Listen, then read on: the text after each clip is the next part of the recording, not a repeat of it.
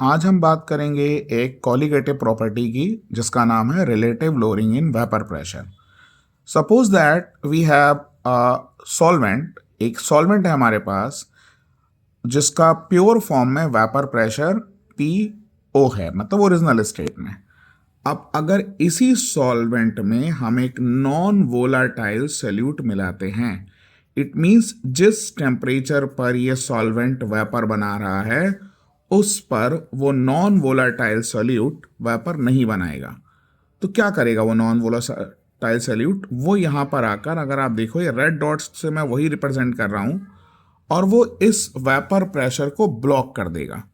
तो surface area कम हो जाएगा और वेपर प्रेशर ब्लॉक हो जाएगा। तो वेपर प्रेशर ये है सॉल्यूशन का, जिसको हम पीएस कहते हैं। तो this is called vapour pressure of solution. और ये सारी कैलकुलेशन हम सेम टेम्परेचर पर करेंगे। तो दिस इज कॉल्ड पीएस।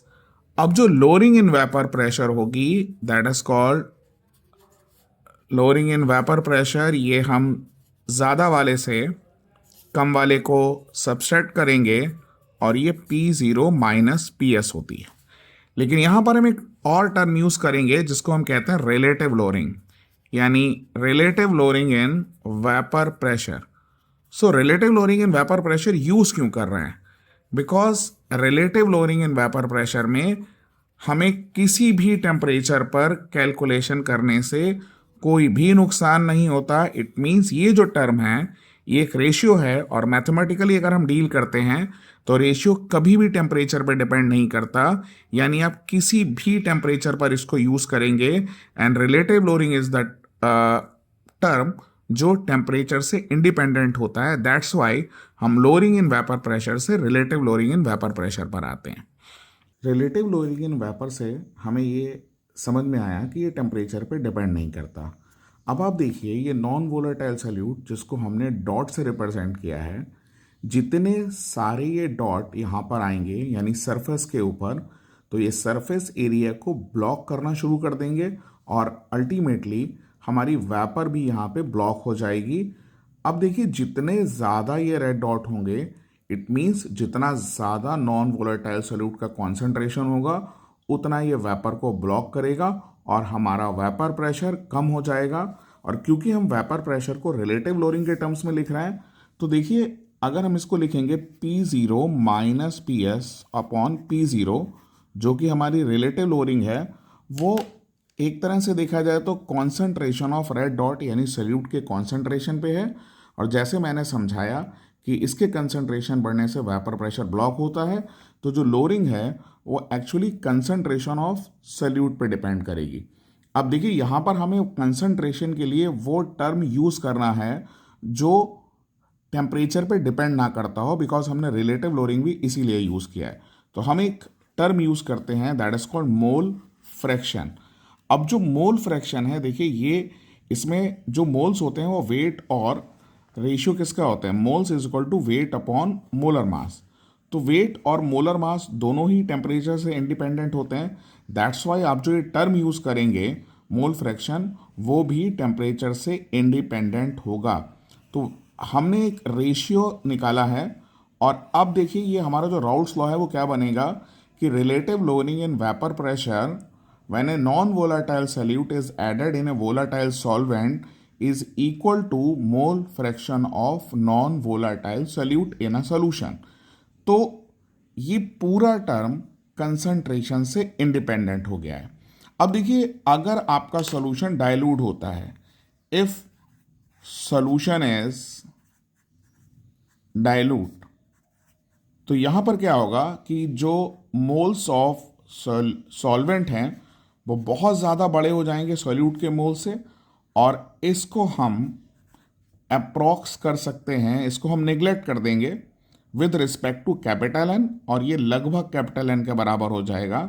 तो सवाल होता है हम कब नेग्लेक्ट करेंगे? तो देखिए जब आपका कंसंट्रेशन अप टू 5% हो तब तक आप इसको नेग्लेक्ट कर सकते हैं। इट मीन्स अगर 100 ग्राम सोल्यूशन में मास परसेंट की बात करें तो 5 ग्राम हो तब तक आप इसको निगलेक्ट कर सकते हैं। इसके बाद फिर ये निगलेक्ट नहीं होगा, तब तक एक निगलेक्ट होगा। और देखिए अब हमारा जो ये टर्म है फॉर डाइल्यूट सोल्यूशन ये बदल जाएगा और ये हो जाएगा P0 minus PS upon P0, और ये इक्वल टू में देखिए small n upon capital N हो जाएगा। ठीक है, क्योंकि हमने स्मॉल n को with respect to capital N neglect कर दिया। So this is the modified form of Raoult's law, जहां पर हम ये देखते हैं कि हमने कैपिटल N को निग्लेक्ट कर दिया। Okay, so this are two form of Raoult's law, for normal solution and for dilute solution. Relative lowering and vapour pressure पर एनसीईआरटी का एक क्वेश्चन सॉल्व करते हैं। तो सबसे पहले हमें कीवर्ड ढूंढना होता है। अब ये क्वेश्चन को जब आप पढ़ते हैं तो आप समझिए इसको क्या दिया हुआ है। The vapour pressure of pure benzene, it means ये एक प्योर सॉल्वेंट का वेपर प्रेशर है, that is P0 and it is 0.850 bar. Okay, and the next is a non volatile non electrolyte. अब देखिए एक एक वर्ड की बहुत सारी इंपॉर्टेंस है। नॉन वोलाटाइल मीन्स ये एक सोल्यूट है जो सरफेस ब्लॉक करेगा और वो बेंजीन के रिस्पेक्ट में नॉन वोलाटाइल है। The second term is non electrolyte. अब देखिए ये बहुत ज़्यादा इंपॉर्टेंस है। नॉन इलेक्ट्रोलाइट मीन्स ये एक ऐसा सोल्यूट है जो डिसोसिएट नहीं हो रहा है। ओके, क्योंकि अगर ये डिसोसिएट होगा तो फिर हमें इसके लिए वेंटॉ फैक्टर इंट्रोड्यूस करना पड़ेगा। तो फिलहाल उसने मना कर दिया है क्वेश्चन में, नॉन इलेक्ट्रोलाइट मीन्स आपको वेंटॉ फैक्टर नहीं यूज करना है। Solid weight 0.5 gram, it means ये एक सॉलिड है, यानी सोल्यूट का वेट उसने आपको दिया है, स्मॉल w से हम रिप्रेजेंट करेंगे, एंड इट इज 0.5 ग्राम।